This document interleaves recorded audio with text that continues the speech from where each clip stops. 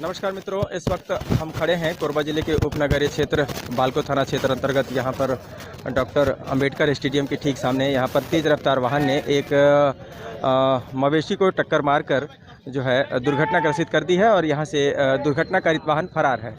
उसके विषय में यहाँ पर तमाम पुलिस महकमा भी यहाँ पर पहुँचा हुआ है।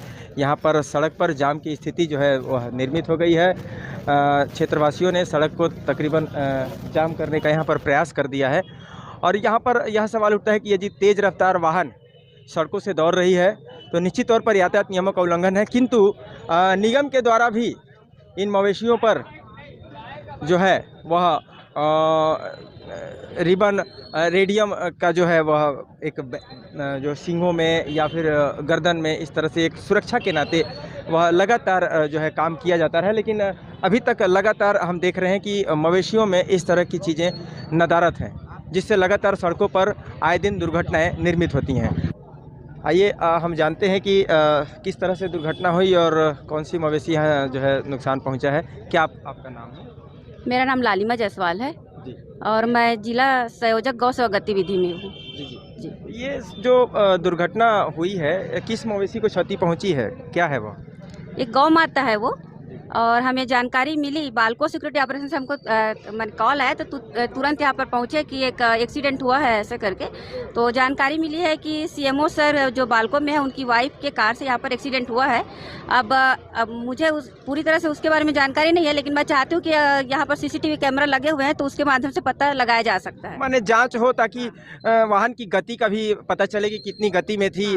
तेज़ रफ्तार होगी तो स्पीड रडार गन से भी उसका जो है किया जा सकता है। फिलहाल यहाँ पर हम देख रहे हैं कि कुछ स्थानीय लोगों के द्वारा चक्का जाम जैसा स्थिति निर्मित कर दिया गया है। क्या है ये? बहुत सही किए हैं, क्योंकि इस तरह से जो दुर्घटनाएं हो रही है ना, तो इसमें बालको का भी मतलब हाथ है, क्योंकि वो हम देख रहे हैं ये अभी का केस नहीं है, ये अभी की स्थिति नहीं बनी है। बहुत पहले से कई सालों से ऐसी स्थिति चलते आ रही है और बालको इस पर कोई भी एक्शन नहीं लेती है। तो हम लोगों ने इसके लिए कई बार प्रयास किए हैं, पुलिस प्रशासन को भी है ना, जिला प्रशासन में भी हम लोगों ने आवेदन दे करके थक चुके हैं, लेकिन कोई कार्यवाही नहीं होती है। लेकिन आज ये चाहते हैं कि जो इस तरह से भी जो कृत्य हुआ है उसके ऊपर जो है बालको को एक्शन लेना चाहिए, पुलिस प्रशासन को भी एक्शन लेना चाहिए और अपने जो है जिला से भी नगर प्रशासन सब तरफ से एक्शन होना चाहिए।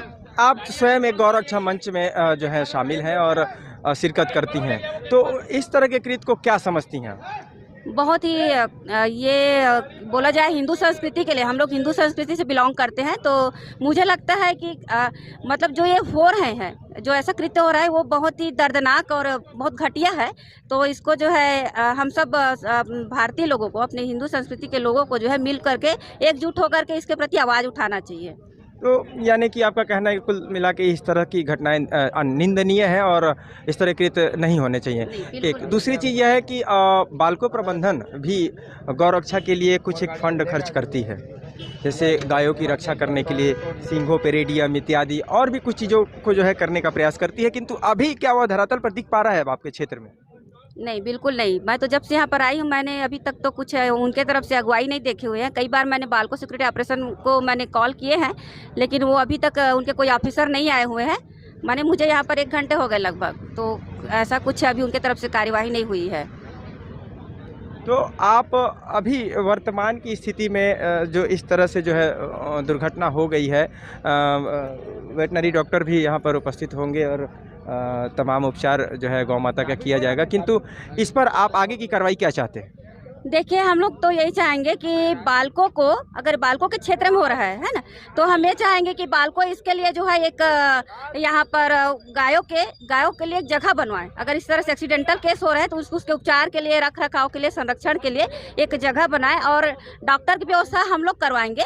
प्रशासन से बोल करके हम लोग उपचार की व्यवस्था कराएंगे, लेकिन रहने का और उसके चारे पानी की व्यवस्था बालको करवाइए चाहते हैं हम, और पुलिस प्रशासन भी इस पर एक्शन लेवे। धन्यवाद। तो यह थी लालिमा जायसवाल जी, जो कि गौरक्षा मंच में यहाँ पर शिरकत करती हैं, और उनका भी कहना है कि निश्चित तौर पर यह घटना निंदनीय है। वाहनों की गति भी स्लो होनी चाहिए ताकि इस तरह की दुर्घटनाएं निर्मित ना हो।